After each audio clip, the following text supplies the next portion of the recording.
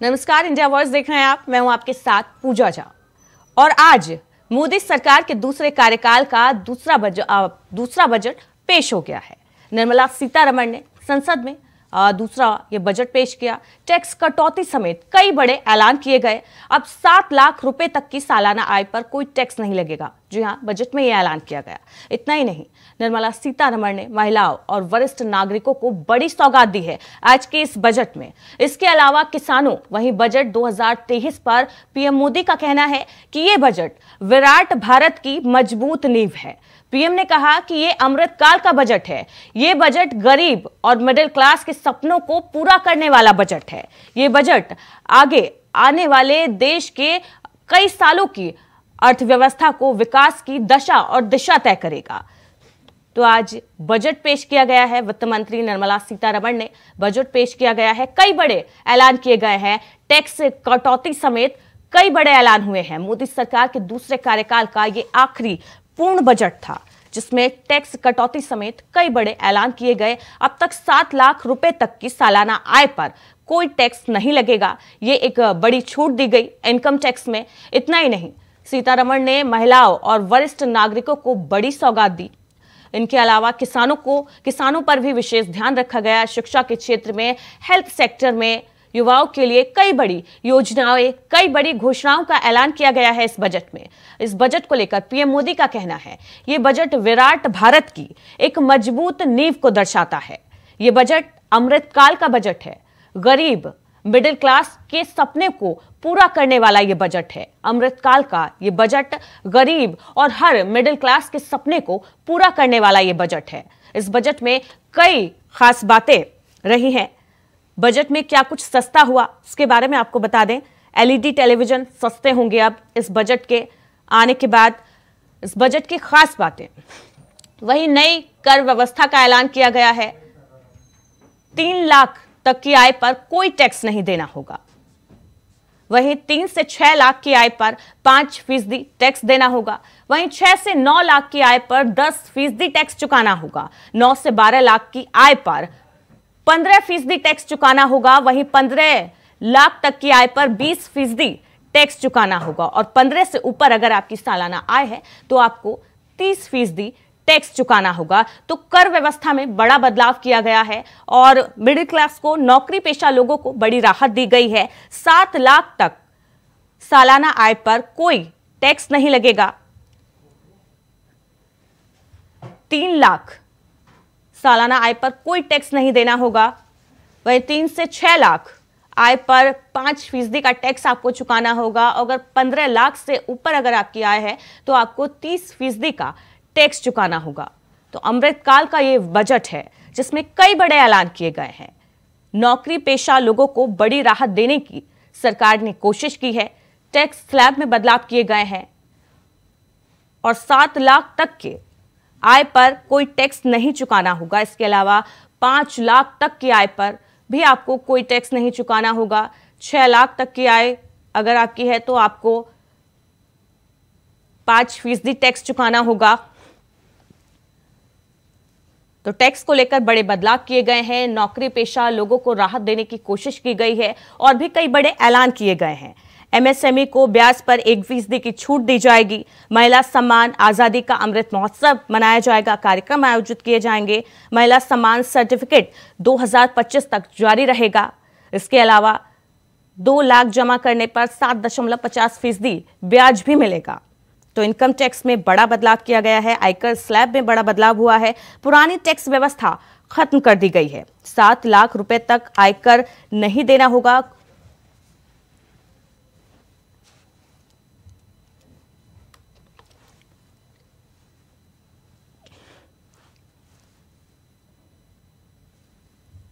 तो इसी पर चर्चा के लिए मेरे साथ कुछ मेहमान जुड़ गए हैं। उन मेहमानों से आपका परिचय करा देते हैं। नीरज कोहली हमारे साथ जुड़ गए हैं, वरिष्ठ पत्रकार हैं। अमरजीत सिंह मेरे साथ जुड़ गए हैं, नेता कांग्रेस हैं। इसके अलावा आपके प्रदेश प्रवक्ता ज्योत सिंह बिष्ट हमारे साथ जुड़ गए हैं। तो नीरज कोहली जी, सबसे पहले आपके पास आना चाहूंगा। मोदी सरकार के कार्यकाल का यह आखिरी बजट आज पेश हुआ। अमृतकाल का ये बजट बताया जा रहा है। प्रधानमंत्री नरेंद्र मोदी ने भी कहा है ये विराट भारत की नींव को दर्शाता है। ये बजट, ये जो बजट है वो गरीब और मिडिल क्लास लोगों के सपने को पूरा करेगा। क्या सही मायने में ये बजट ऐसा है? देखिए पूजा की, अमृतकाल का ये बजट है और मोदी सरकार के कार्यकाल का अंतिम पूर्ण बजट भी बताया जा रहा है जी। और बजट की जो समरी है, जो चीजें सामने अभी नजर आई हैं, उसको देख के लगता है कि सरकार ने हर वर्ग को छूने की कोशिश किया, लुभाने की कोशिश की है। लेकिन जब बजट जमीन पर आएगा तो वास्तविकता पता चलेगी कि इससे कितना लोगों को लाभ होता है, कितना फायदा होता है। मोटी मोटी चीजें जैसे इनकम टैक्स की छूट जो है 5 लाख से बढ़ाकर 7 लाख की है। एक तरफ ये कहा जा रहा है कि 7 लाख कर दी है, दूसरी तरफ जो टैक्स के स्लैब्स में जो बदलाव किया गया है उसमें जैसा आपने भी दिखाया जी कि 6 लाख से 9 लाख के बीच में जिसकी इनकम होगी उसको 10% टैक्स देना पड़ेगा जी। तो ये चीज थोड़ा सा टेक्निकल, मैं भी एक्सपर्ट की राय भी सुनता था, ये भी थोड़ा सा टेक्निकल कंफ्यूजन सा हो रहा है कि एक तरफ हम कह रहे हैं कि 7 लाख रुपए तक हमें कोई कर नहीं देना अगर सालाना हमारी आय है, और दूसरी तरफ हम कह रहे हैं कि 6 लाख से 9 लाख के बीच में अगर हमारी इनकम होती है तो 10% टैक्स देना पड़ेगा। तो ये चीज थोड़ा सा भी, इसमें भी थोड़ा सा असमंजस की स्थिति है जो मैं नहीं समझ पाया। दूसरी बात यह है कि हाँ, एग्रीकल्चर सेक्टर में सरकार ने कहा है कि जो एग्रीकल्चर सेक्टर में जो सरकार ने ऋण देने का जो आकार है, जो दायरा है, ताकि लोग ज्यादा से ज्यादा जो है एग्रीकल्चर की तरफ, यूथ भी जो है एग्रीकल्चर इंडस्ट्री की तरफ आगे बढ़े, तो उसका दायरा बढ़ाया है। और गरीबों के लिए जैसे प्रधानमंत्री आवास योजना का जो दायरा है वो सरकार ने बढ़ाया है। और जो अपना गरीब तबके के लोग हैं, जरूरतमंद लोग हैं, जिनको सरकार कोविड काल में, सरकार का दावा है कि हमने 80 करोड़ लोगों को 28 महीने तक फ्री राशन दिया है, उनके लिए सरकार ने कहा है कि अगले 1 साल तक हम ये राशन, फिर उनको ये सुविधा उपलब्ध कराएंगे। ये सारी चीजें ठीक है, लेकिन मेरा ये कहना है कि सरकार का कहना है नीरज जी कि इस बजट में सभी वर्ग का ध्यान रखा गया है, सभी वर्ग का। तो अर्थव्यवस्था को बूस्टर देने वाला, अर्थव्यवस्था के लिए ये जो बजट है बूस्टर शॉट साबित होगा। अरे अर्थव्यवस्था में भी सरकार ने दावा किया है कि 33% उसको बढ़ाया गया। 10 लाख करोड़ रुपए का पूंजी निवेश सरकार ने कहा है कि इसका आकार 10 लाख करोड़ रुपए किया गया है, बढ़ाया गया है इसको। सरकार के दावे अपनी जगह हैं, लेकिन मैं एक छोटी सी बात पूजा कहना चाहता हूँ कि मिडिल क्लास आदमी जो है उसके लिए सबसे ज्यादा जो है ना, बजट की जो समस्या उनके लिए सबसे ज्यादा होती है, क्योंकि उसको ऊपर वाले वर्ग को भी छूना होता है और नीचे वाले वर्ग को भी छूना होता है। तो मिडिल क्लास आदमी ये चाहता है कि महंगाई कम से कम हो, कम से कम महंगाई हो। और दूसरा ये कि हमारे देश में जो बेरोजगारी की समस्या है कि रोजगार के अवसर जो है वो सबसे ज्यादा सृजन होने चाहिए। तो दो चीजें हैं कि महंगाई तो टैक्स से कम होगी, और आप देखेंगे कि हम पहले एक देखा कि जब टैक्स आता था, सालाना टैक्स आता था, तो लोगों की निगाहें होती थी कि क्या सस्ता हुआ और क्या महंगा हुआ। आज की डेट में 90% जो वस्तुएं हम यूज करते हैं वो सारी की सारी जीएसटी के दायरे में है, सबका स्लैब अलग अलग है। तो लोगों की वो जो जिज्ञासा होती थी कि क्या सस्ता होगा क्या महंगा होगा, वो अब बहुत कम हो गई क्योंकि जीएसटी में आने की वजह से। और एक आदमी, हम कहते हैं वन नेशन वन टैक्स की बात करते हैं, लेकिन एक आदमी जो है जीएसटी भी देता है और रोड टैक्स भी देता है। जब वो जमीन खरीदने जाता है तो आप देखेंगे कि स्टैंप ड्यूटी भी देता है, स्टैंप की रजिस्ट्रेशन फीस भी देता है, और जब सड़क पे चलता है तो रोड टैक्स भी देता है, और जब पुलों के ऊपर से फ्लाईओवर पे जाता है तो टोल टैक्स भी देता है। तो मतलब कहने का कि मध्यम वर्ग और सब तरह के व्यक्तियों पर टैक्स, बहुत तरह के टैक्स हैं इस कंट्री के अंदर।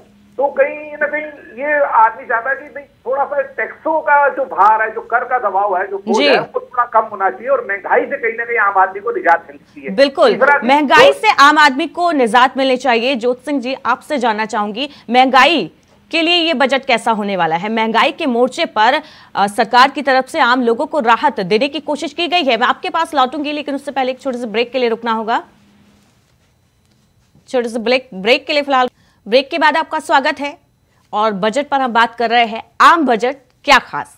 मेहमानों की ओर रुक करूंगी। ज्योत सिंह जी, आपसे जानना चाहूंगी, महंगाई की बात हो रही थी, महंगाई कम करने को लेकर महंगाई के मोर्चे पर सरकार कितना सफल साबित हुई है इस बजट में आम लोगों को महंगाई से राहत देने में? आत्मनिर्भर भारत की जो बात की जाती है, वो इस बजट से वो सपना साकार होगा? कहना चाहता हूं कि धन्य हो निर्मला दीदी, धन्य हो जी। आपने ऐसा बजट पेश किया, मुझे 12 फरवरी 2020 की याद आ रही है। जब अमेरिका राष्ट्रपति को अहमदाबाद ले जाने के लिए जो गरीबों के बस्तियां थी उनके आगे एक मोटी दीवार तान करके उस गरीबी को छुपाने का काम भारत सरकार ने किया। इस समय निर्मला सीतारमण जी ने अपने बजट में ठीक ऐसे ही जो टैक्स स्लैब की एक मोटी परत तानी, तो उसके पीछे बजट की सारी खामियों को छुपाने का काम किया। आज देश के अंदर जो हालात हैं वो हालात बहुत अच्छे नहीं हैं। महंगाई जिस चरम पर है किसको नहीं पता। अभी जो मैं एक लाइन सुन रहा था कि भारतीय अर्थव्यवस्था चमकता हुआ सितारा, आपके टीवी स्क्रीन पर ही मैंने इसको पढ़ा जी। अगर ये इतने ही चमकते हुए सितारे थे तो ये जो इनका आखिरी बजट है उसमें ही ये चमकता हुआ सितारा क्यों लोगों को दिखाई दे रहा है? ये चमकता हुआ सितारा लोगों को जो मोदी सरकार 2014 में बनी थी या दोबारा जब रिपीट हुई 2019 में, तो पहले साल के बजट में ऐसा चमचमाता बजट क्यों नहीं पेश किया गया? इस बजट में मैं उत्तराखंड का रहने वाला हूं, मैं जब देख रहा हूं कि यहाँ पर केदारनाथ धाम के आशीर्वाद से जो मोदी जी को दोबारा प्रधानमंत्री बनने का मौका मिला बद्रीनाथ धाम के आशीर्वाद से, तो उस बद्रीनाथ धाम का जो पहला पड़ाव जोशीमठ, उसके लिए इस बजट में कोई व्यवस्था नहीं है। जोशीमठ के लोग 2000 परिवार आपदा से पीड़ित है, उसके लिए कोई व्यवस्था नहीं है। उत्तराखंड में जो रेल लाइन प्रस्तावित हैं उसके लिए इस बजट में कोई प्रोविजन नहीं है। सर ये देश का बजट था ना, बेरोजगार नौजवान, देश का बजट था ना कि उत्तराखंड का, पूरे देश की बात यहाँ पर मैं बता रहा हूँ। मैं देश के बजट पर भी आ रहा हूँ, एक मिनट सुन लीजिए। मैं उत्तराखंड का हूँ, तो उत्तराखंड के लिए केंद्र सरकार ने अपने बजट में क्या प्रोविजन किए उस पर मैं पहले नंबर पर बात करना जरूरी समझता हूँ। यहाँ पर रोजगार के लिए इस राज्य को एक विशेष पैकेज की समय जरूरत है, जिस झंझावात से जूझ रहा है, तो इस राज्य के लिए कुछ नहीं। हम ये कह सकते हैं कि 4 धाम यात्रा मार्ग से लेके रेलवे लाइन जैसी बड़ी बड़ी परियोजनाएं दी अमीरों को और अमीर बनाने के लिए। इस राज्य के बेरोजगार नौजवान के लिए बजट में कोई प्रावधान नहीं। इस देश के बेरोजगार नौजवान के लिए बजट में कोई प्रावधान नहीं है। मेरा पहला सवाल है 47 लाख युवाओं को 3 साल तक भत्ता देने की बात है। मेरा सवाल है कि क्या देश में कुल 47 लाख युवा ही बेरोजगार हैं?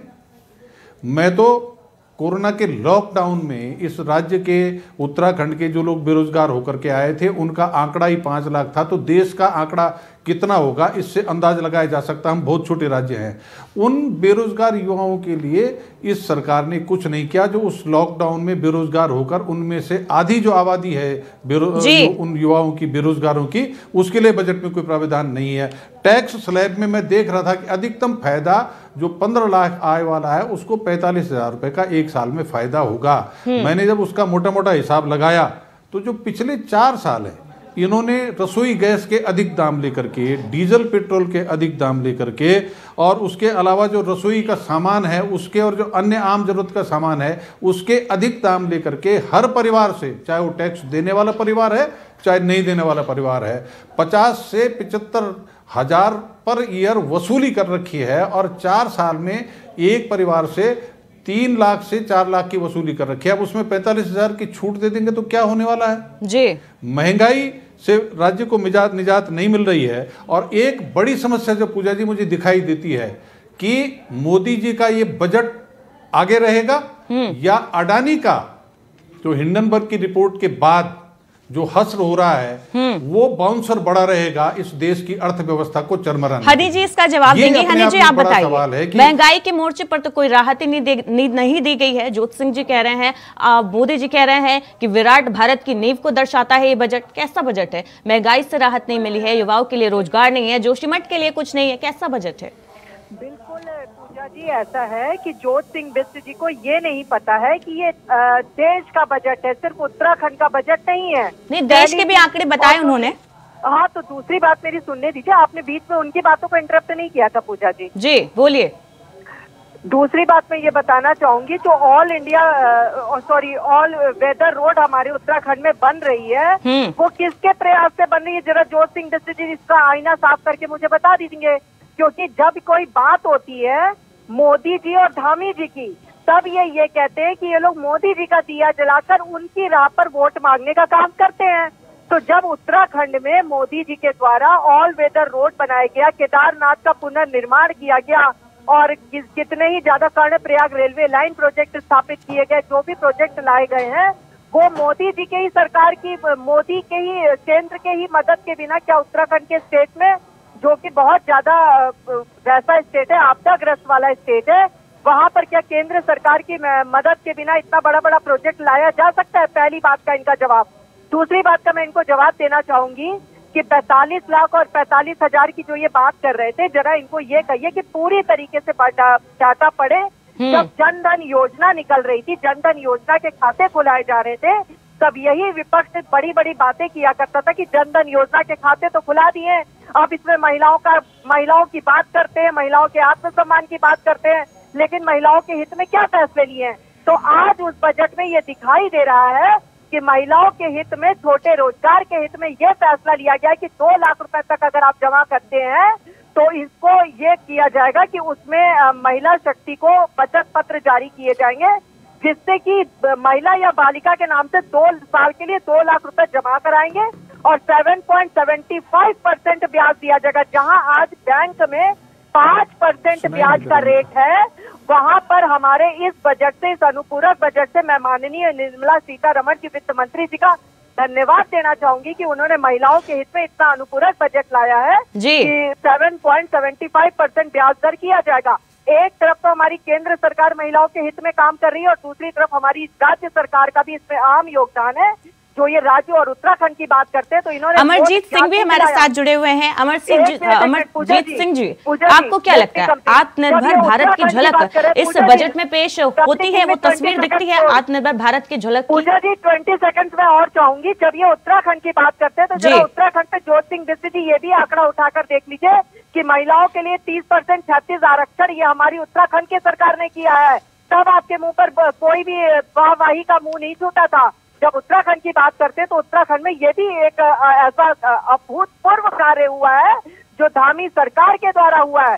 तो ये देखा जा रहा है कि हमारी महिलाओं को हर क्षेत्र में विकसित करने के लिए प्रयासरत है और प्रयासरत रहेगी। ये दिखाती है सिर्फ लड़की वो लड़ सकती हूँ का नारा नहीं लगाते हैं हम धरातल पर महिलाओं के हित का काम करना जानते हैं। जब लोगों के छोटे रोजगार और व्यवसाय की बात होती थी तब यही विपक्ष चिल्लाता था कि चाय और पकौड़ी बेचेंगे क्या। आज इसी छोटे रोजगार के तहत कृषि को और मोटे अनाज को बढ़ावा दिया जा रहा है, छोटे किसानों को बढ़ावा दिया जा रहा है मिलेट के द्वारा, और एक विकसित समाज की तरफ अग्रसर हो रहा है हमारा भारत देश। तो इनके तो दर्द होना ही होना है। सिगरेट महंगी हुई है ज्योत सिंह जी, सिगरेट महंगी हुई है, अगर कोई पीता है तो पीना छोड़ दे। सिगरेट तो रोजमर्रा के जीवन में बहुत ज्यादा नीडी चीज नहीं है ना। हनी जी, महंगा तो खैर बहुत कुछ हुआ है, फिलहाल समय की कमी है इसलिए आप सभी को रोकना चाहूंगी। चर्चा में मेरे साथ जुड़ने के लिए आप सभी का बहुत बहुत शुक्रिया। अमरजीत सिंह जी, हनी पाठक जी, ज्योत सिंह बिस्सी जी, आप सभी का बहुत बहुत शुक्रिया। तो मोदी सरकार के कार्यकाल का ये आखिरी पूर्ण बजट पेश हो गया है। इस बजट से लोगों को कितनी राहत मिलेगी ये तो जब बजट धरातल पर उतरेगा तभी सामने आएगा। चर्चा में फिलहाल मेरे साथ इतना ही। लगातार खबरों के लिए देखते रहिए इंडिया वॉइस।